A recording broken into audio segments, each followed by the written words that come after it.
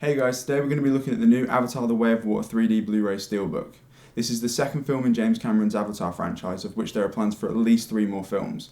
In this video, I'll give you some technical specifications, show you the packaging, and give you my review on the release. If ever there was a film that deserved to be seen on Blu-ray instead of DVD or streaming, this is definitely it.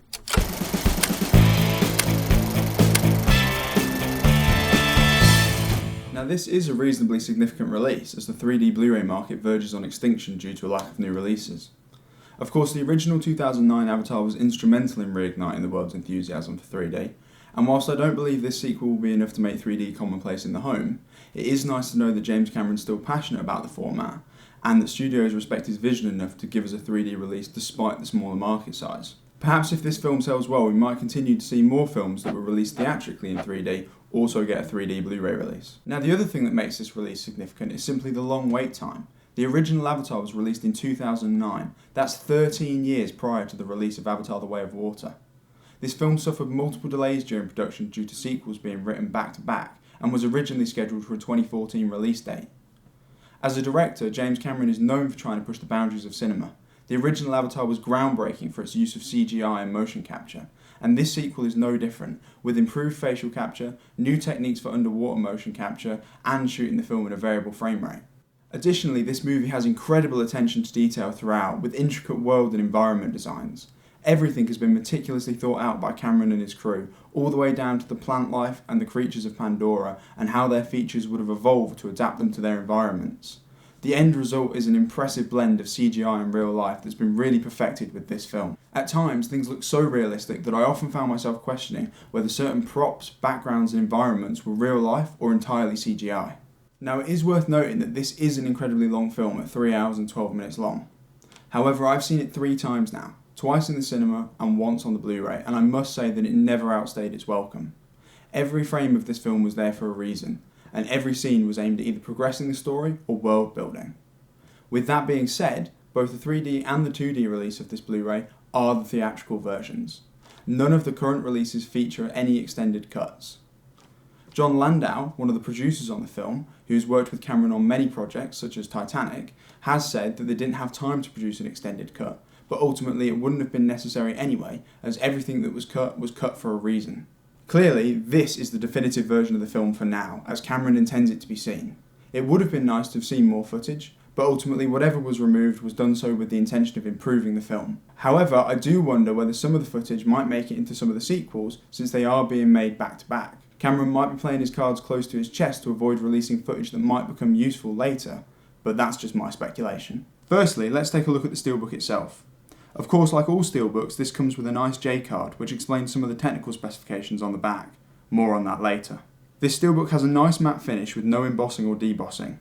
The front of the steelbook features Jake riding a skimwing just above the surface of the water, which of course he learns to do in the movie, and I believe behind him is Neytiri riding her Banshee. The back features more Na'vi riding Banshees, perhaps the children, but this time in front of the Cove of the Ancestors, which is this semicircular rock structure in the background.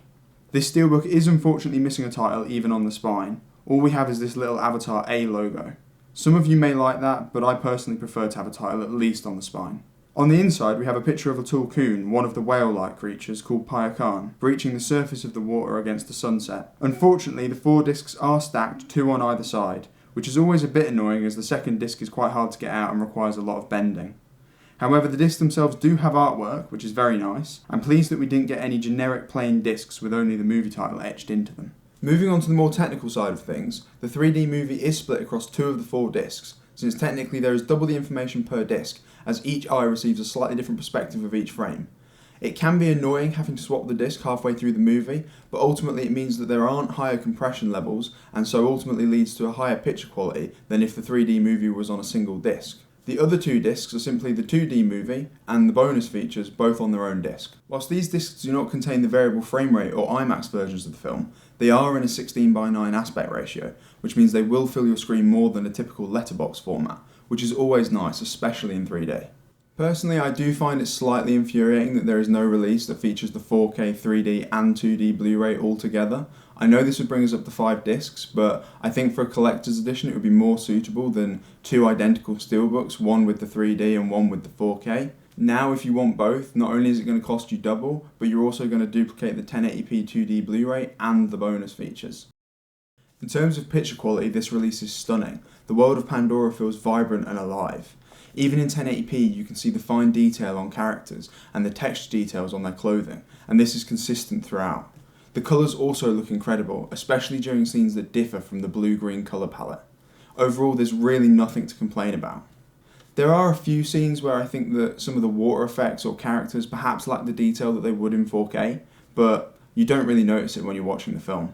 Whilst I can't comment on the 4K disc because I don't own it, the movie was shot natively in 4K rather than upscaled, so I'm sure the 4K disc would provide superior image quality, especially due to the higher resolution and HDR, which I imagine would improve some of the scenes later in the movie when Neytiri and Tuck are trapped underwater during the eclipse, which features some crushed blacks and some lack of shadow detail.